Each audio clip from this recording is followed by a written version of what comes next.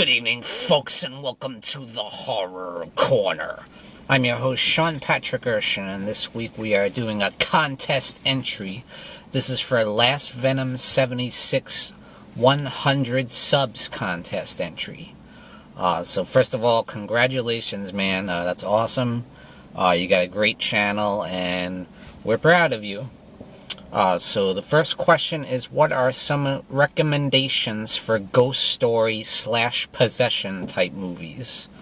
Now, I'm sure I'm going to have a hard time finding something that you haven't seen. I've seen your collection. I mean, it seems like you've seen every horror movie. Number one, I'm going to say, I'm sure you've seen this, Amityville 2: The Possession. Now, the first film I wasn't a huge fan of, but the second film I really enjoyed, and it does involve demonic possession. Next, I'm going to say Burnt Offerings, awesome movie with Oliver Reed, Karen Black, Burgess Meredith, Betty Davis, an incredible cast, and it's really, really horrifying film, ghost story, haunted house type movie. Next, I'm going to say Lady in White. Came out in, I believe it was 1988. That was a really cool, ghost story. And then I'm going to say one you might not have seen, and that is The Lodgers. It's an Irish film. You can find it on Netflix. Really cool, Irish haunted house kind of ghost story type thing. I enjoyed it. It's got a good gothic feel to it. Number two, the top 3 songs that would be featured in the soundtrack of your life. So the first one I'm going to say, you might be shocked by this, Rock Around the Clock by Bill Haley in the comments. Really old school, when rock and roll was first invented, he was one of the first people. The reason being is my father was a big fan of Bill Haley, and me and him used to play the Bill Haley records and dance around in the basement and stuff. We had a great time. Back then it was records, literally. And sometimes I think it was 8-track tapes. Number 2, I'm going to pick Dead Skin Mask from Slayer. For one thing, because I'm a big Slayer fan.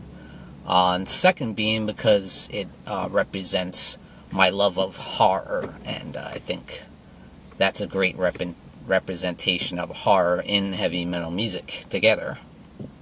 And third being, my wife actually likes that song. One of the few heavy metal songs I can get her to listen to. She likes Metallica too, but everybody likes Metallica.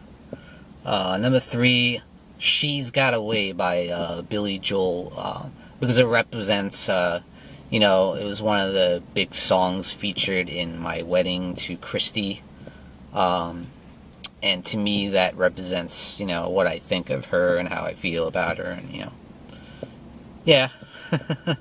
Number 3, Monty Python's Dead Parrot sketch. Now, I didn't know about this until LastVenom76 said that in his video. I do know some Monty Python stuff. Of course, I've seen The Holy Grail and The Life of Brian and stuff. I've seen a few of the episodes of the TV series, but once I watched it, I gotta thank you for recommending that, because it was hilarious. And I was like, pining for the fjords? What the hell is he talking about? And then I realized that's the point. So he asked, what's your best pining for the fjords line? So I'm going to say, he's in the complex stage of metacortex. It sounds really scientific, doesn't it? It sounds like a real scientific stage. So that's going to be my answer on that one. So that's it, guys. That's my contest entry for LastVenom76 100 subs contest. So again, congratulations on your 100 subscribers. That's awesome. You got a great channel. Everyone watching, check out LastVenom76 channel, like and subscribe to his channel. And thank you for joining me, Sean Patrick Urshan, in the Horror Corner. Tune in and stay scared.